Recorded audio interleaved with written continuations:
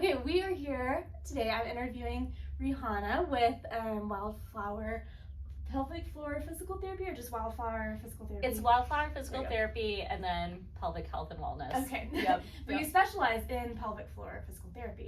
Yeah. Which is incredibly important for pregnancy. And so as a doula, I send a lot of my moms to pelvic floor physical therapy. But Rehanna has kind of a special niche that I wanted to zone in on. And so I want to first just let you introduce yourself. Sure. Tell me why you got started and kind of what brought you to pelvic floor specifically. And then we'll jump into a little bit more of what all you do. Cool. Well, yes, I'm Rehanna Stultz, and I'm the owner and physical therapist with Wildflower Physical Therapy. My history a little bit, I was a pediatric physical therapist assistant for 6 years, and then I decided I wanted to go to full-fledged PT school. And while I was in PT school, I was pregnant and had 2 of my kids during school and rotations. Oh and yeah, it was a little nuts, but there's no good time to have a kid. There's no perfect timing, so we just went for it. And while I was in PT school, pelvic floor PT actually wasn't talked about very much. It was a neighbor of mine who she went to pelvic floor PT, and she was like, hey, have you ever heard about this? You should look into it. And I started doing some more research, and I was like, A, why aren't we talking about this in school? And B, I think I want to get into it. So I went and I did a rotation for pelvic floor, which was a 3-month rotation, and then ended up taking some classes, obviously graduated from PT school and decided to specialize in pelvic floor.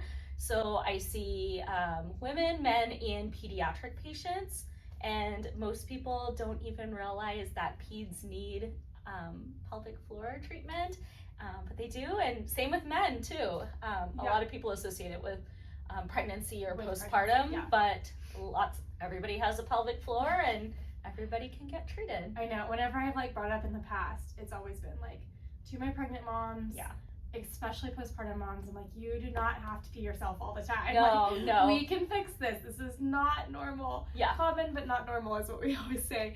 And so I'm, like I said, constantly just sending moms this direction because they have their whole life after postpartum too.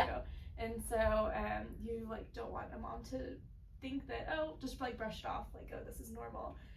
The pediatric and men help, the pelvic floor stuff specifically for that just continually blows my mind. And you have so many fun props and things that you do, so I want to talk through. Okay, let's start with just pediatrics. You can touch on men really quick too, to be hey, these are some red flags that you might some signs that you might need some pelvic floor physical therapy. But pediatrics specifically as well. Talk me through who needs, everybody has a pelvic floor, but what are some just red flags that you would watch for? Because kids sometimes, especially if they're young, I imagine have a harder time communicating of hey, this is what I'm feeling, or this is an issue.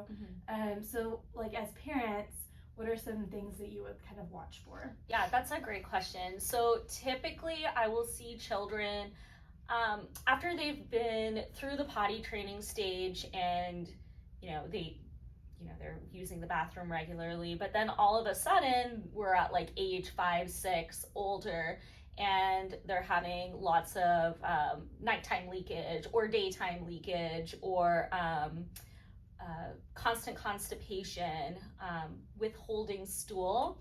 So signs that parents can look for, essentially wetting the bed at night, having leakage during the day, especially when they're in that older. I will see kiddos who are younger than 5 or 6, but that's more for chronic recurring urinary tract infections, or just withholding stool, so not going to the bathroom, and it's been several days and we're not having bowel movements. Parents who are having to use enemas or suppositories, just not having regular bowel movements. So more than just some prune juice to get over the hump. It's right. Okay, this is reoccurring. Right. We should probably address this constipation. Exactly. More of that mental withholding, which a lot of kids do. A lot of kids. Okay. I don't feel safe to go, or like have to constantly just go, like they have a specific spot in their house, or like you'll see that with toddlers. Right. Yeah. You're like, oh, by the window. Yeah. Yeah. And so I imagine like as they get bigger, if they continue to hold on to that, that's kind of a too much. Yeah. Okay. That makes a lot of sense. Exactly. So it's a lot of people will ask me potty training questions, which I'm currently potty training my 3-year-old, and my son was so easy, and she's giving me a little more run for my money, and I'm like, I'm a pelvic floor PT. This should be, but it's not. I wouldn't say it's potty training. It's a little bit more. It's like this is a medical need because we're not evacuating like how the body should. Okay.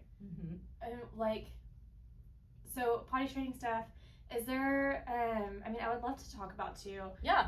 I'm sure that there's like some part of what you get to do, like almost therapy from like sexual abuse and type stuff. Do you deal with that with like kiddos? Do you see them, like if they've been abused as a child, can you like kind of help work through some of that later? Yes. So delete this out if you don't want to talk about it, but I would love to. I feel like this kind of would go hand in hand as well. Yeah, I feel like, so I'm always pretty careful about how I approach that topic, especially when you have kiddos who come in, they're with a parent or guardian. And so I always ask, I have a section on my paperwork and it says like, is there any history of trauma? And I define what trauma is, because a lot of people think trauma is like only is sexual abuse or like motor vehicle accident or something like that. But it can even be, I had a kiddo come in the other day who they were having so many enemas that was a traumatic experience in itself, and so now they're afraid to go and see medical providers. Or like lots of hospital visits. Of, like, exactly. Okay. So that's something we call medical trauma. Trauma is anything that is causing a like trigger for them. Exactly. So in terms of sexual abuse, I deal specifically with pelvic floor musculature. I don't do any of I don't necessarily take care of the mental aspect. I refer to a mental health specialist for that, but we work closely in relationship. The nice thing about pelvic floor is that we work with everybody, because there's so many different systems that we work with, and I am the first one to refer to other people to just get holistic global care. Because I'm not trained in sexual abuse from a mental aspect. I know that sexual abuse can sometimes cause the muscles to tense up and not allow you to do certain things. So I address it from that standpoint. And I'm a trauma-informed therapist, so I'm intentional with my wording, intentional with my office space and things like that. But for cases like that, I'll also refer to a mental health specialist. I mean, kind of like in the birth world, like we work so much with each other. It's like, okay, we have this whole birth community here. Right. So I imagine it's the same, like you pull the same from working with like pediatrics. Of like, okay, here's like your doctors, here's everybody that we're referring to in these scenarios. So that makes a lot of sense. Yes. You would. Yes. Okay, talk to me about like red flags or things that like men who would probably be the last people to like call you up and be like, hey, I need some help with my pelvic floor, because probably one, they don't realize, but two, like I would imagine that they're phenomenal at making their own appointments. So a lot of times it's like, okay, did your doctor refer this, or like are these just things you're noticing over time? But like what would be, again, because they're not like, postpartum is such a red flag of like, oh, I need pelvic floor physical therapy, but like for men, what would you watch for? So for men, we see a lot of what we see in women. You can essentially have in the male population, so terms like chronic constipation, urinary leakage, we'll have painful ejaculation, sitting for long periods of time that are painful. I mean, honestly, aside from pregnancy, postpartum, we will see in men what we see in our female population. I wish I had gone like long before pregnancy. Because I have like ankle pain that has like gone to glute pain, lower back pain and like everything has stacked on top of each other. Yeah. And until I started pelvic floor physical therapy, I did not realize like it's probably all stemming from that ankle pain. Oh yeah, because you'll like, oh, I'm not, my posture at work and like things like that. Yeah. It all is compensated because of that like ankle issue. Yeah. And so I imagine like for men, it's a lot of that same thing. Like you don't tie it all together until you're like, oh. Yeah. So I'll have a lot of people who exactly, and I'll have a lot of people who come in from like your traditional outpatient physical therapy, and they go in for like low back pain or hip pain, and they're not getting results with their traditional orthopedic physical therapy, and so then if they have a really good physical therapist, they'll be like, you know what, maybe it's something else. They send them to pelvic floor PT, and it's actually a pelvic floor issue that's going into your pelvic floor is such a foundation. I would love here if you want to just use your sure. I would love for you just to explain like our pelvic floor and how everything works. Because it truly is the foundation of our body. Like totally. I mean, it's like your heart, your brain. Like you kind of just need it. Yeah, so. Absolutely. Yeah. So I mean, this is a female model, but just like muscles in our arms and our legs, the pelvic floor has muscles too. So all of these red things here are muscles, and it creates this almost like bowl, and it holds up your organs, and they're responsible for things like peeing, pooping, and sexual activity. So the muscles here, they can be tight or weak or a combination of both. But as you can see here, like, okay, we're talking unresolved hip pain, right? Yeah. This is a hip muscle right here. So this is your obturator internus. It's a hip rotator muscle. So people will be working on hips, working on glutes, and it's like, oh, well, we can actually access this muscle through like the vaginal canal or the anal canal, and actually feel the muscle and see, okay, this is what's happening with it. We need to do releases. We need to strengthen. Do all of the above. We also have a lot of like blood system through here and a bunch of nerves. So this yellow thing here, all of your nerves, sciatic nerve. And a lot of people will come in and they're like, oh yeah, I have sciatica, but it ends up being something else. But the sciatic nerve is a huge nerve that runs through that area, starts very close to pelvic floor. And then we also have a lot of nerves that just run through that area in general. So and it's like, it truly is.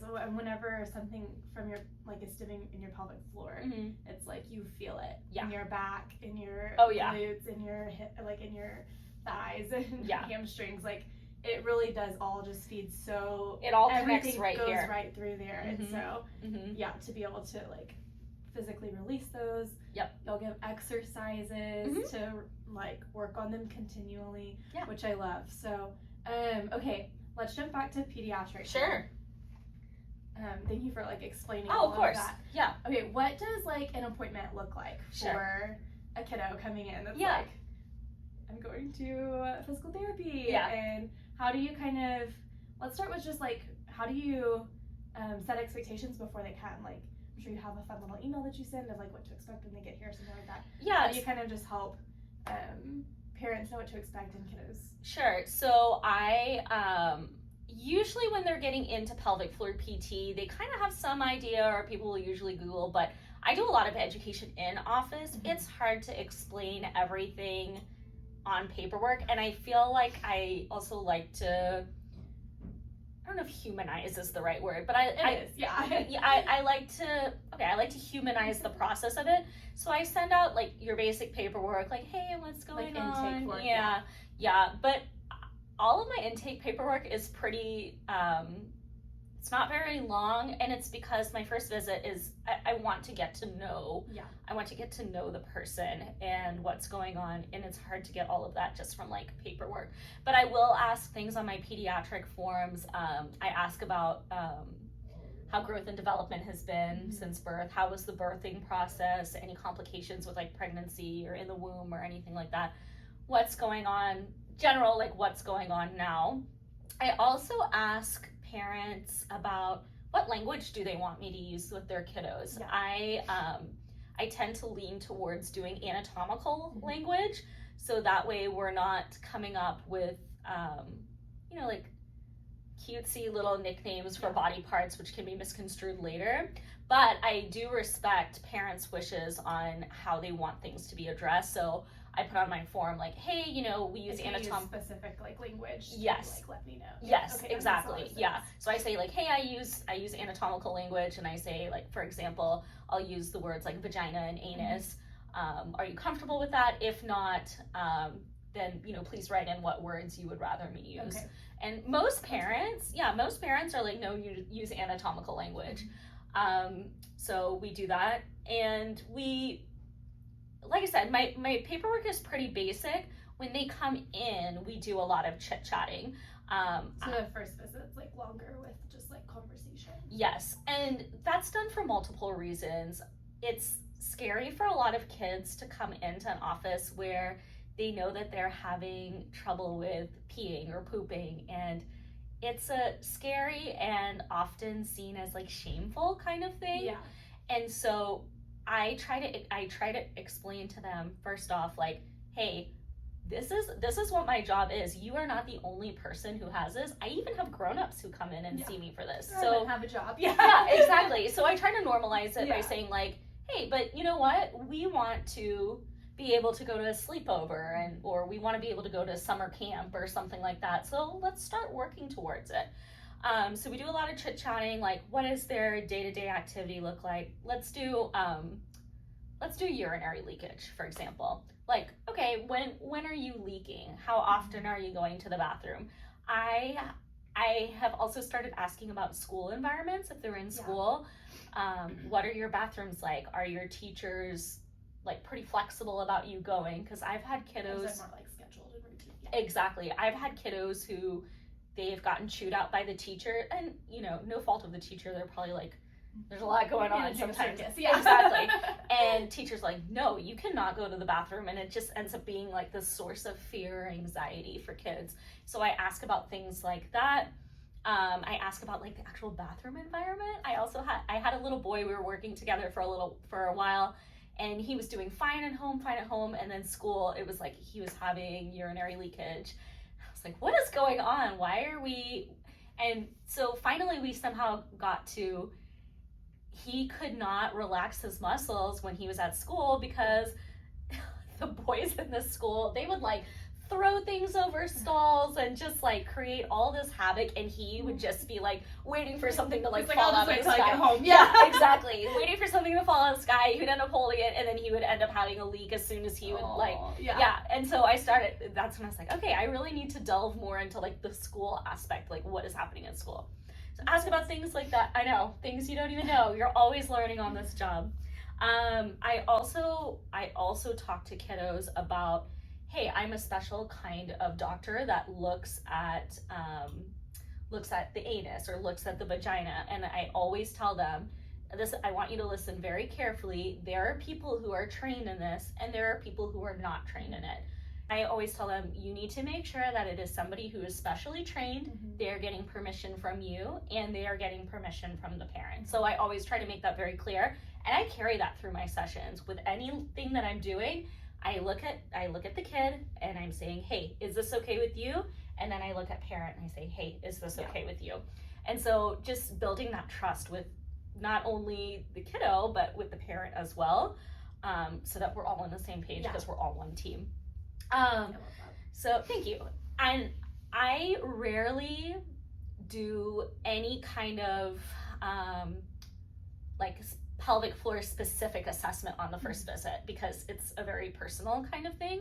So I'll do some generalized pelvic mobility and like pelvic girdle assessments. So assessing glute strength, hip adductor strength. I'll have them do single leg stands to just check different things. Yeah. Exactly. Okay. This is something that I'll use like my first visit to kiddos who have issues with pooping. This is so cute. It's like a little apron. Yeah, so they can wear it and they'll have a realization like where it is on their body. Yeah. But we talk about what is poop. Well, poop is actually the food that you've eaten, and we talk about the journey of how it comes from food and it ends up going to poop. So we'll talk about all the different intestines. They'll, they can move it, feel it, see where it is. And it's all just like Velcro on. Okay, yeah, so exactly. And if they don't want to wear the apron, I have our little friend here too. I need to come up with a name for her. Okay. And so this is kind of the same thing.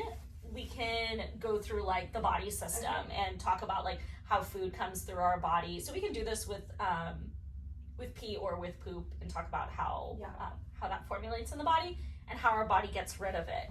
And then I also have them play with Play-Doh here. So I use a small thing of Play-Doh, and sometimes when I'm asking parents like some of the more medically related questions, or if it's something they're not really understanding, then I'll say, hey, you know, I want you to play with this and model out what your poop looks like. I have a poop chart, and so I'm like, hey, you know, look at this chart, try to model out with Play-Doh like what it looks like. So they can be tactile. It takes their mind off of like, hey, I'm in a medical appointment. I can ask some parents some other my kids would actually love this activity. Yeah.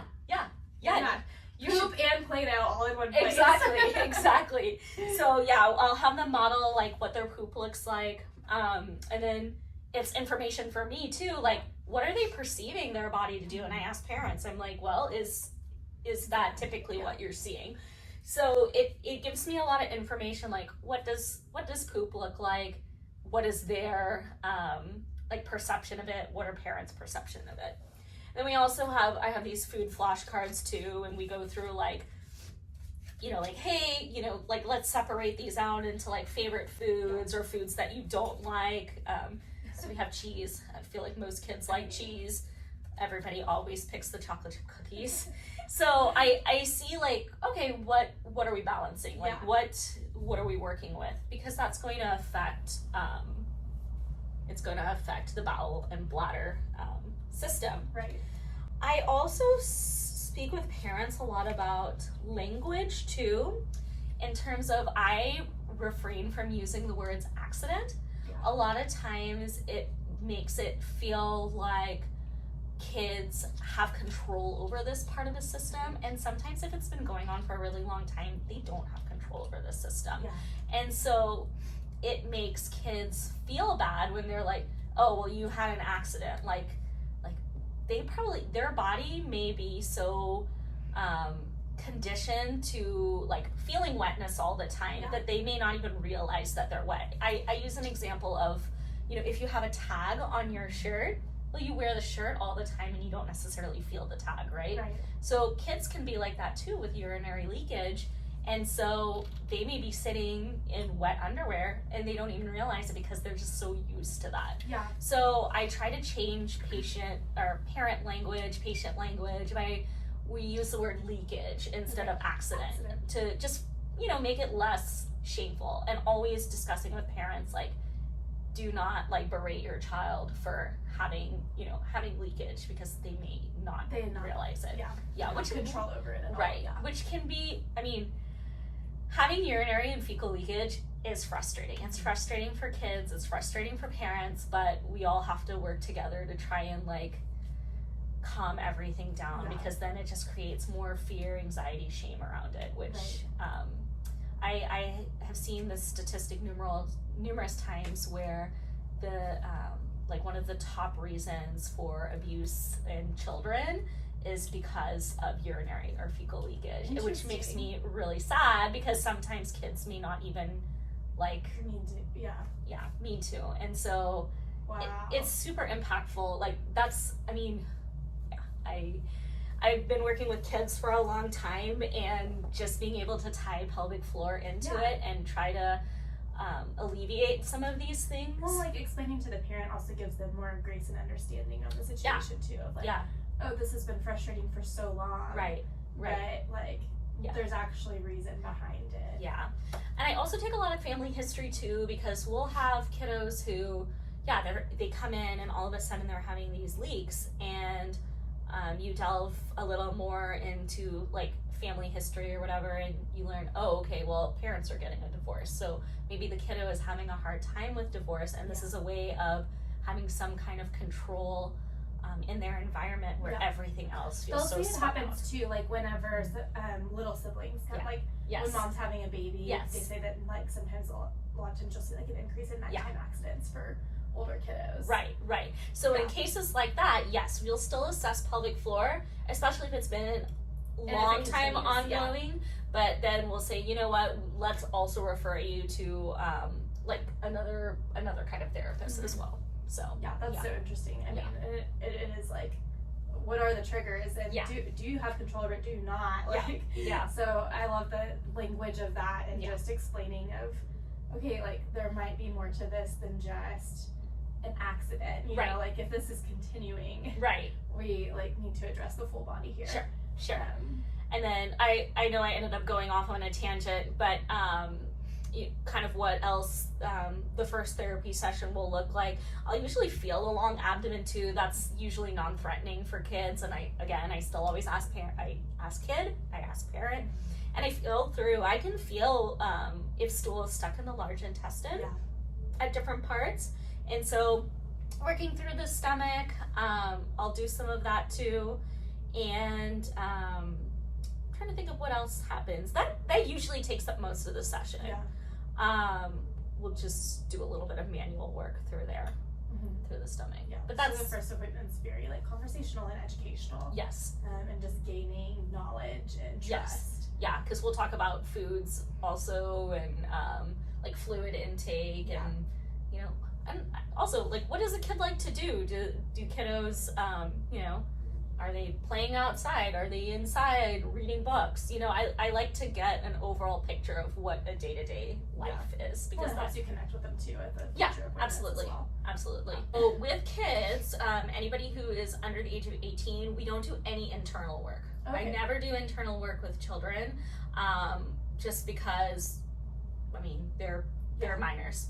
And so what I'll end up doing is I will have, I have a biofeedback machine. And so what that machine does is I put 3 stickers technically. I put 1 sticker on either side of the anus, and I put 1 on the glute max or the butt cheek. And I'm able to measure pelvic floor activity while they're playing a game. So they have the option of like doing a butterfly that goes up and down, or a scuba diver or whatever. And so we're looking at, are they squeezing muscles when it's appropriate? Are they relaxing muscles when it's appropriate? Do they have good coordination? Because you can have a really good squeeze, but then have trouble letting go, and that's an issue as well. So they think they are playing this like fun game. I'm like, you're playing a video game with your butt. And but really I'm able to see like what is their pelvic floor working. Exactly. And then so that is also an assessment, and it's also a treatment, because then they start seeing like, oh well, I need to get the coins that are lower down here, I need to relax my pelvic floor in order to make this work. And so then they're getting in connection with their body, like this is what I need to be doing in order to have like good bowel movements, good bladder movements.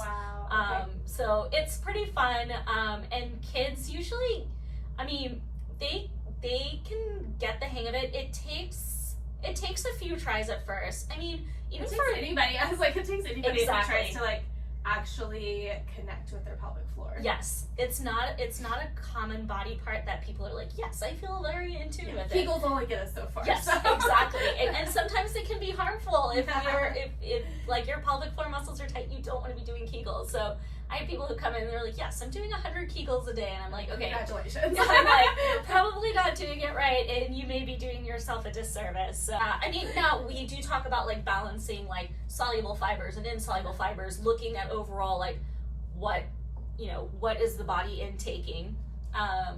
We also talk to kids about that they have control over the system. So talking about like they're the bladder and bowel boss, and so I'll like sometimes give them a chart, say like, oh yeah, I sat on the toilet today and had a bowel movement. Like they can, similarly to like a potty training sticker chart thing, they can work that out with their parents or whatever it is that they want to motivate them.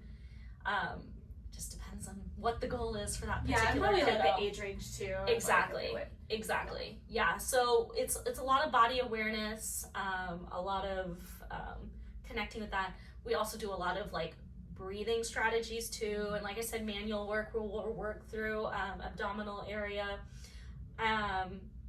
pelvic floor girdle function. So doing exercise prescription for that, and just checking in. I will say I feel like pediatric pelvic floor is a little less like routine than traditional pelvic floor. Like, you know, your pregnancy postpartum or your general population in general. You're like, okay, yeah, you need to come in once a week or once every other week or whatever. Usually with kiddos, I'll start out, like, I'll see them for their initial visit, I'll see them the following week, and then maybe 1 week after that, and then we start skipping some weeks. Like, we'll say, okay, come back in 2 weeks, let's practice what we've been doing in session, practicing it at home. And then doing that for a little bit, and then it becomes like a month check-in or 2 months check-in, and then more of like as needed after that. Because depending on what the kiddo has, pelvic floor PT, yes, obviously it's helpful, but it becomes things that they can do at home. And so we're more providing the support, like, oh, hey, have you like tried doing this now? And then, you know, going from there. That makes a lot of sense. But it is very successful in children. So, Our pelvic floor is such a foundation of so much, from urinary or bowel movements. Like, it's a foundation for that, or like plays such a big role. And then also like just chronic pain and how your whole posture and body works. And so it truly is like such a resource to have and need. And I feel like it's also a very, because people don't connect with that body part a lot, it's also a very fearful thing when there is something going on with it, because they don't have that like connection with it necessarily. It can be really scary for somebody who they're like, why can't I sit for a long time, or why am I having like issues like peeing, or you know, it can be really scary, and so that sometimes will hold people back from coming in, or and it's not a body part that's talked about a lot, so because people don't talk about it a lot, they may not know necessarily about pelvic floor PT. So, but good people to, and that's part of my mission with starting this little practice, but it's still mine, is I would like to bring more awareness to like the Brazos Valley about pelvic floor PT. So I've already met with like pediatric GIs, I've met with like general like PCPs, and then like, you know, OBGYNs, they know about pelvic floor PT, but just trying to get the word out there. We have a colorectal person in town now, which is awesome. So I'm trying to branch a little bit more. I'm even talking to like daycares and teachers and things like that, and that's just so trying smart. to get the word out there, because everybody has a pelvic floor, and just screening, right? Like just making sure we're not getting that kid who ends up having issues for so long. If we can get earlier intervention, then, you know, improving quality of life for that kiddo at an earlier stage. Drastically. And it all starts with that like early awareness and exactly of like, oh, this is an option. Exactly. I mean, as a doula, I'm like, everybody that I talk to is like pregnant or having babies, but then they have children. Sure. I just like wanted to bring this education to all of like my community too, because I'm like, it all just stems from this, you know. Absolutely. And I appreciate you doing that, because you have you have your certain net that you can cast that I may not really even know of too. So all part of that community. No, it's so I love it. So I appreciate. So thank you for doing that as well. Well, I love your practice. It's thank beautiful. you. It's thank you. So calm in here. She's got her diffuser going. She said she normally has on a sound machine. I do. You have like a warmer on your table. I do. Too, like, just so many little touches of like. Thank you. A welcoming atmosphere, which I think helps a lot too. Thank you. Also, I forgot to say too, one of the things that I have that's pretty helpful for pediatrics and for the regular population too, I have an ultrasound machine. Yes, I was going to ask you about that. Yeah, so it's not like, I mean, yes, I could look at a baby if I wanted to, but I'm not trained in that, so I will send, I won't. I'll be like, I think I can see it, but I can't do like an anatomic scan or anything like that. But pelvic floor wise, I can see how the pelvic floor muscles are functioning too, which can be really helpful for pregnancy postpartum. I can measure diastasis like accurately. Usually we're like finger width, which is great. There's nothing wrong with that, but I can literally say like, oh, you have this measurement of diastasis, and so we can always come back like, 6 months later and say like, oh, look, you are now at this measurement. rather than like a finger width, which isn't bad. I'm not saying it's bad. It's just more accurate. Yeah. I can also look at bladder, like is the bladder actually emptying or is there still urine in there? The reason why I got this machine was actually I had a kiddo who, her mom was like, we're having to go to Temple to like look at bladder volumes, and I was like, man, that's far. That's really far to just like take one little scan. I was like, wait, I could totally do that. Let me invest in this. Your certification, right? Like yeah. So I went and I did. It's like it's called RUSI. It's like rehabilitative ultrasound imaging. Okay. And so yeah, I can look at the bladder and I can see, are you fully emptying? Is there still urine in there? And then I can also look at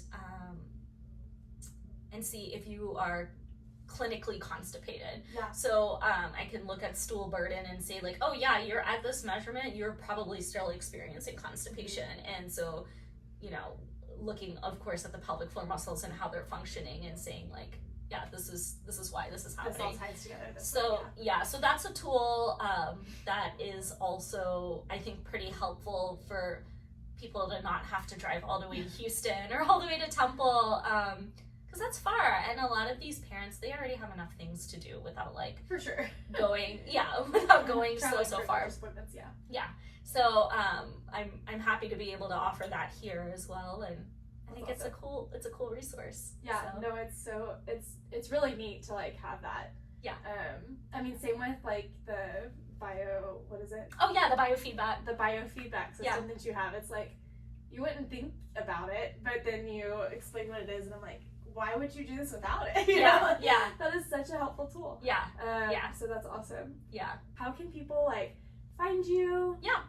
Your website, your social media. Cool. How do people contact you? Yeah. So so my website is www.wildflowerphysicaltherapy.com. There's a little section that says like contact us, and you can book right there. And when you click book, the prices and stuff are also listed. You can also always call if you have more questions. I do discovery calls. I say like 10-minute discovery calls, but I'm a talker, so if it ends up taking longer, it takes longer. Me too, it's okay. Yeah. And so you can always call me. My office number is 979-353-1089. But it actually goes to my cell phone too, so you can always text too. I mean, there are lots of ways to get a hold of me. Yeah. My Instagram is Wildflower PFPT, and then I also have a Facebook page, Wildflower Physical Therapy. So I check all of those things, and you're so good. I try. Like I said, I really want to, bring awareness and just help as many people as I can. Absolutely.